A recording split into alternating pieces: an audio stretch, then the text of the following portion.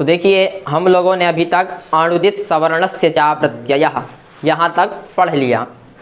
अब उसके आगे हम लोग समझेंगे संहिता संज्ञा किसकी होती है। ठीक है, तो संहिता संज्ञा करने वाला सूत्र है परः सन्निकर्षः संहिता। ठीक है, परः सन्निकर्षः इसी को संहिता कहते हैं। परः सन्निकर्षः को ही संहिता कहते हैं। ठीक है ना। तो हमको अब यहाँ समझना है कि सन्निकर्ष क्या है और परः क्या है। इतना समझने मात्र से हम लोग संहिता समझ जाएंगे किसकी संहिता संज्ञा होती है। ठीक है, संहिता का पर्यायवाची शब्द है संधि। ठीक है ना, संहिता का पर्यायवाची शब्द क्या है? संधि। तो हमको अब समझना है सबसे पहले सन्निकर्ष क्या है। ठीक है, सन्निकर्ष कहते हैं सामीप्य को। सन्निकर्ष अर्थात सामीप्य। ठीक है, अब ये जो सामीप्य है ये दो प्रकार का होता है। कितने प्रकार का? दो प्रकार का।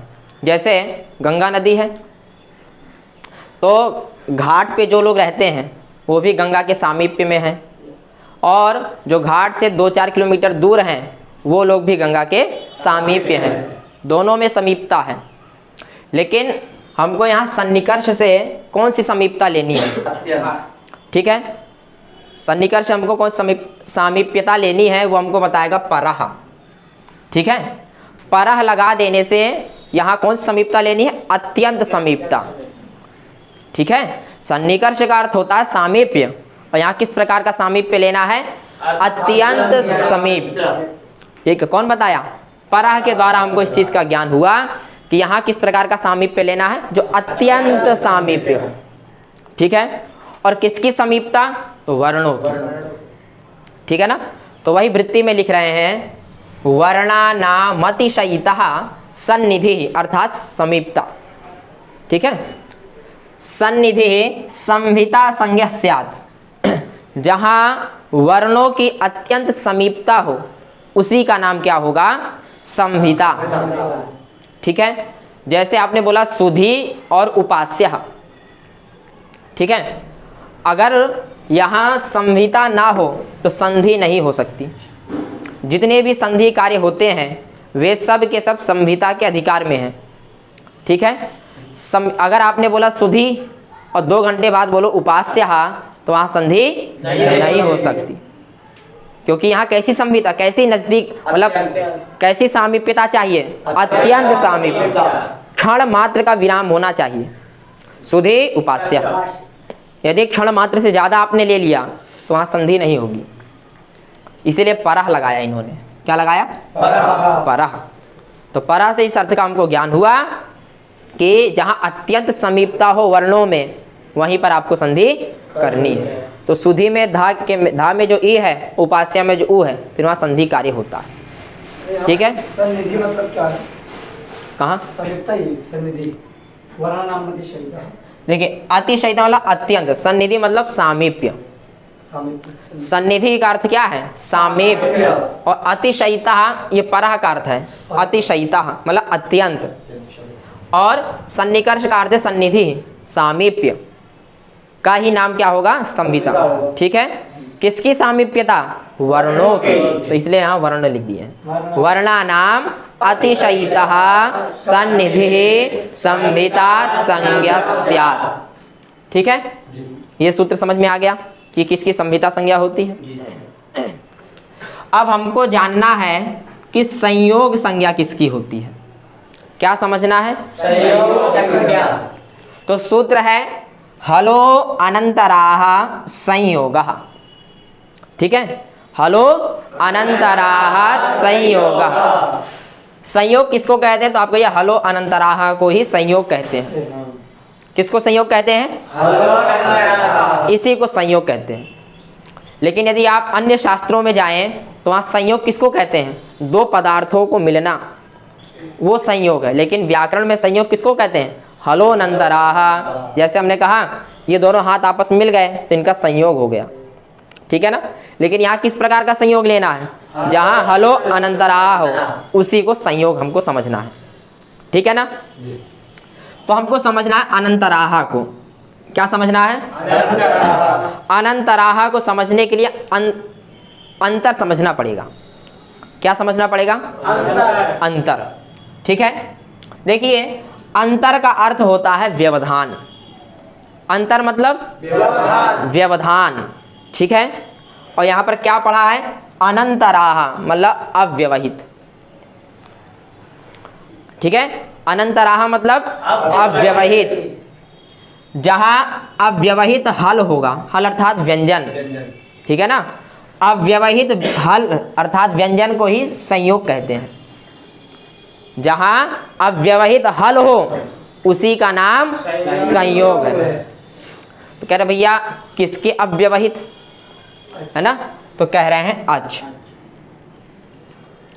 किससे अव्यवहित? अच से अव्यवहित जो व्यंजन, उसका नाम होगा संयोग, उसी की संयोग संज्ञा होती है।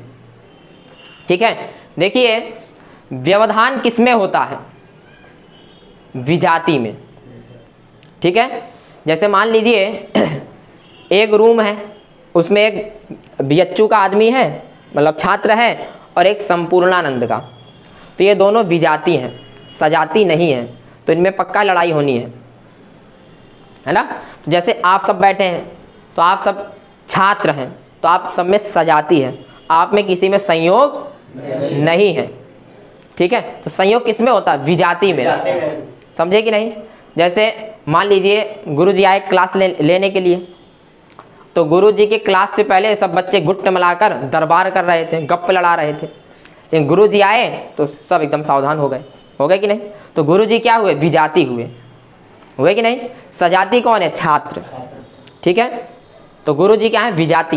तो विजाति में ही संयोग होता है, सजाति में कभी संयोग नहीं होता है। तो हल का विजाति कौन है? अच। ठीक है, तो वही कह रहे हैं अव्यवहित हल हो तो वहां पर संयोग संज्ञा होती है। किससे अव्यवहित? तो कह रहे हैं अच से अव्यवहित।